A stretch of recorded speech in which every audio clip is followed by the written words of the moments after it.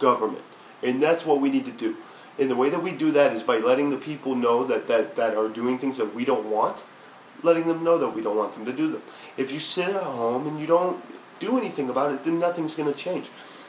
I had a really, really big eye-opening experience recently with the protest that we did for the Democrat caucus that we had here. I realized, and after talking with many people and things like that, we're it. You watching this, you're it. So whatever you decide to do, whatever path you choose that you want to make or take in this movement, please do it. I encourage you. I beg of you. I beg of you to go and march in front of the Democrat offices every day and demand answers. I beg of you to go and make 1 million copies of anything that you can and distribute it to anybody that you see. I beg of you to go and talk to your neighbor and go and talk to the person at the gas station and anyone. I beg of you to do these things because this is a movement and this is how it'll work and this is how it all kind of comes together, is when we actually connect with each other. Connecting is great, the way that many of us do it through our phones and through online methods and things like that. I mean, obviously, if you think about it, I read somewhere where somebody was saying that, I can't believe that these Republicans are saying these kinds of things to each other. No, they always have.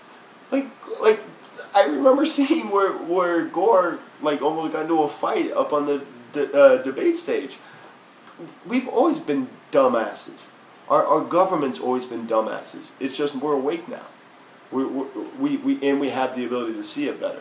Obviously, I think if everybody was watching those videos of Bernie back in the 80s and 90s, I'm pretty sure that most people would have been like, oh, okay, yeah, that's our guy. Imagine how different the United... Think about that. Bernie's been doing all of this stuff for 30, 40 years. What if we would have listened to him back in those, he was talking about climate change in the 80s. Who else? Nobody that we see right now on the main stage for representing the people is talking about these things or was talking about them 30 or 40 years ago. So we're not going to stop. We're not going to just, not talk about Hillary because it makes you uncomfortable. Fuck your comfort. We're done making you feel comfortable.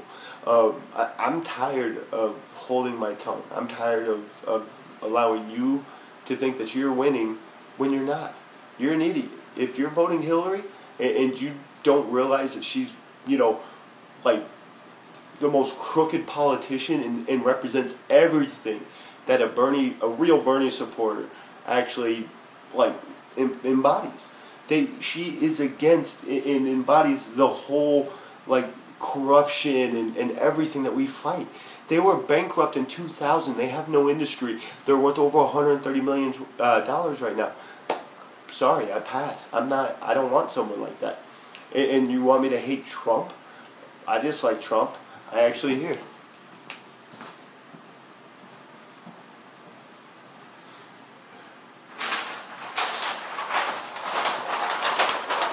I wanted to go and protest, and I was dressed up in my suit and everything else to go and do this, right? But guess what? I would also protest Hillary the same way. I don't view them any differently. You see, hate is hate, and if you look at our society right now, we have 1,135 people that died last year in America by police, Americans. The problem with that is nobody. I mean, Hillary talks about this. A lot of that is built up on anger, hate, things like that. Well, most of that all stems from income inequality, because most crimes, to my knowledge, would be things done out of necessity, or out of a feeling of necessity, from some societal ailment that is actually manifested and created, to keep the whole system working. The system's failed, and ultimately, I don't blame Hillary. Hillary's not at fault. Trump's not at fault. They're all members of the system, and you are, I am, all of us are. So the only thing we can do is change the system. Stop blaming each other. Stop getting mad at anyone. There's no reason to. The only thing we can do now is fix. There's no blaming. Blaming changes nothing. It's created all the stalemates that we see every day. Yeah, I mean, the reason why we can't fix this is because of the stalemates here. We need to rid ourselves of this archaic way of doing our politics, and we need to realize that, like, Mitch McConnell, well, wasn't he worth like $300,000 or something crazy whenever he went into office, and now he's worth like 14 million or something, or 24 million. The point is, these guys are crooks, and you allow them to be crooks, and then you make it seem like it's okay because they're a member of your party. Just remember, if your party doesn't do what you're supposed, like things that they're supposed to within the party, and they actually line up with the party parameters, they're only a member of that party in name. They're not actually a member of that party. Most of these bastards that we see aren't a member of any party, and if they are, it's the masochistic party. Because ultimately all they're doing is creating so much damage to the people of America. They're hurting themselves. They don't realize they're entrapping their own children's children and grandchildren. They're creating, like, I mean, honestly, like, nobody actually, like, looks at what these, things are going to be down the road. And the deregulation and the pollution and all of these societal things that we're dealing with, if they don't change sometime soon, we're all going to regret it. And voting in people that are not paying attention to all the signs of things like environment and the people. I guess the people being the main one, because how did this fire, obviously Obama's been in office, so all this hate and all this prejudice, we see it, we know it's there. So that's during a black man being in office. So it has nothing to do with the color. It's not the color. This is a class thing. This is 1% versus the 99%. And honestly, that's not a fair representation. It should be the 99% and the 1%. So who are you with? Because I know Hillary's with the 1%. Donald, who knows who the fuck he's with. He's the wild card. That's Charlie Day in fucking It's Always Sunny in Philadelphia. I have no fucking clue. He cracks me up sometimes.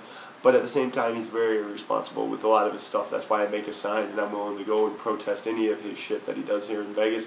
Or that, anybody that's going to, support him, willing to go and protest any of their shit too. But at the same time, they're two feathers of the same bird. There's no difference. There's no discernible difference between Hillary and Trump in what America will look like. Meaning, it's going to be fascism in one way or another. You're not going to be free or any more free. There's not going to be anything that changes. Things are going to get worse. There's not going to be demilitarization of the police. There's not going to be any of this stuff that we really, really need that's going to make an impact on our people. And having things like an education for all to a higher level than we have right now creates more opportunity for those that don't have opportunity. Giving health care to people that don't have health care right now. That's giving opportunity to people that don't have opportunity right now. It's giving dignity back to the people. And so I beg of you to please stop thinking that you can't do anything. Because the one thing I have learned through this movement is if you aren't willing to do something, nobody is. I appreciate your time.